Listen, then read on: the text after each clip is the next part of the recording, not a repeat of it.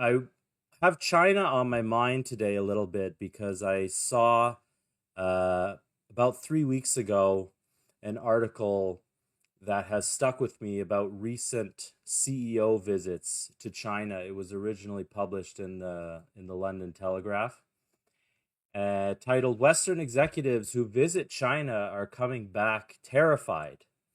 And it opens with a quote from the chief executive of Ford Motor Corporation saying it's the most humbling thing I've ever seen. We're in a global competition with China and we're losing. Their cost and quality of their vehicles is far superior to what I see in the West. There's no workers. Everything is automated. They have quote unquote dark factories where robots do so much work they don't even need lights. And you're getting this sense of China rising while the West is collapsing. And we're seeing massive investments in industrialization in China, where last year China added almost 300,000 robots to their industrial base compared to just 34,000 in the United States. China now has order of magnitude more robots than any other Western country, including Germany, the US, and overall, they have 567 robots for every 10,000 manufacturing workers compared to the second highest, 449 in Germany, and only 104 for the United Kingdom. Wow. I also saw another article just recently. China is now introducing the world's largest cargo ship for shipping goods powered by a thorium reactor. Mm, So, what are your thoughts mm. on China rising, the West collapsing? What's driving it, and what can we in the West who don't want to see our society collapse but would like to see us peacefully coexist and enter into a win-win solution with or win-win coexistence with China? What can we do about it?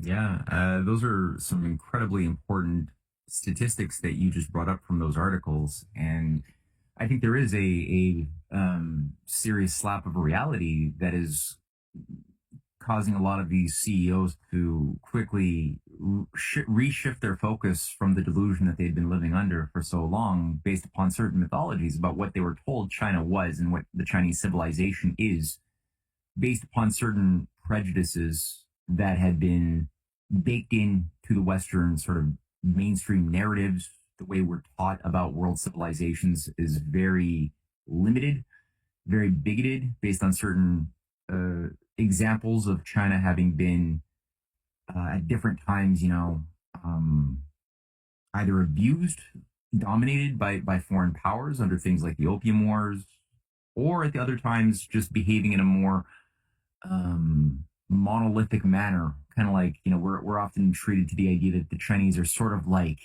the Borg. They don't think for themselves. They just move as a hive, like a beehive. There's this idea that they don't have individuality in China. It's kind of like, I think a lot of these presumptions have resulted in a lot of hubris amongst those in the West that would choose to see themselves as the ubermensch of the world, destined to control the levers of power, productivity, and ultimately every aspect of the human condition. And we've gotten into a place where that hubris has, I think, made us skip steps and forget the things we used to know as basic wisdom, which is that you need energy, you need physical industry, you need to improve upon those things if you're going to be able to be viable as a civilization. We've allowed a lot of those things to be exported, increasingly with the idea that the doers of the world, who would do the dirty work in factories that would produce, would have to always remain our slaves, basically earning just enough to not die, but not enough to actually have a good standard of living. And that was the, I think, idea that Henry Kissinger and those who he represented around the Club of Rome and Trilateral Commission of the 60s, 70s had envisioned for what they wanted China to be. You know, we would be the consumer society, they would be the doer worker society, they would stay poor, we would have wealth, and there would be this balance of power by the middlemen who don't represent any of those particular civilizations or nations, those supranational entities that Kissinger, David Rockefeller, and others represented above the nation state that would then be able to control the banking, control the behavior of of finance, predatory finance, and essentially, you know, have it move towards an orientation towards one world government, supranational government, basically feudalism. In China, they overlook the fact that China actually has something much more powerful within its culture, within its deep civilization. It's a very old civilization, and it is something which is premised around the certain Confucian ideas that allowed the Chinese intelligentsia to play the game to a certain degree that they needed to develop the capacities to end the type of rampant hunger and starvation and poverty that was all they knew in the 40s, 50s, 60s, coming out of their civil war, coming out of the century of humiliation.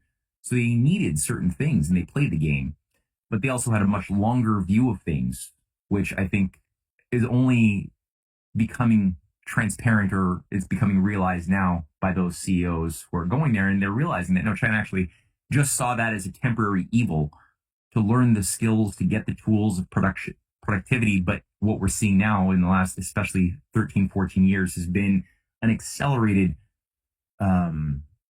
outpacing, breaking free of any precedent that Western industrial civilization had ever done. So they've mastered the techniques, a lot of those techniques innovated by the West, but now they've gone out to the limits and beyond and are pioneering in all of these core domains that you just outlined in terms of automation, in terms of computing, in terms of hydraulic dam building, the utilization of AI for the purpose of supporting and organizing complex systems that are subservient to the needs of the physical economy that people actually live in, which is a stark difference in terms of paradigm and application of these tools of technology to what we see, or what we've seen and continue to see a little bit too much of in the West, which is the idea of simply using these instruments as ways of projecting power by a professed oligarchy onto the masses of civilization to carry out surveillance systems.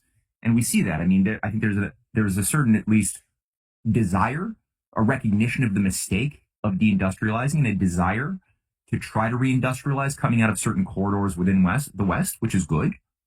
I certainly hope that continues, but so far we're seeing a little bit too much, and I think you've noticed this too, of the application of AI, of even nuclear power, and how we're thinking about nuclear power as supporting AI data centers for a more techno-feudal type of control grid. And AI takes a lot of energy, a lot of water. So, you know, it's good that we're talking about building water projects again, building nuclear power again. It's good that we're talking about industrialization again, but in the West, it's very much geared towards militarization, building up a military capacity, and also just controlling the population with the digital economy. Whereas in China, it's a different paradigm completely. And I understand that people who simply look at some of the forms of what you just outlined, you know, dark factories, the exponential growth of automation can be scary for some people. And in a certain way, you know, if you don't, you and I, and by the way, congratulations on doing this show. This is a good, it's going to create a good platform for higher analysis and discussion. And I think your title is so good. Overcoming oligarchy is really the key, because if you don't have an idea of cultural excellence and a moral culture that enhances both the appreciation for the welfare of the whole society, but also of the individual within that society at the same time, if you don't have that, then all of these applications of advanced technologies can be and would be very easily directed towards enslavement and tyranny. That's true.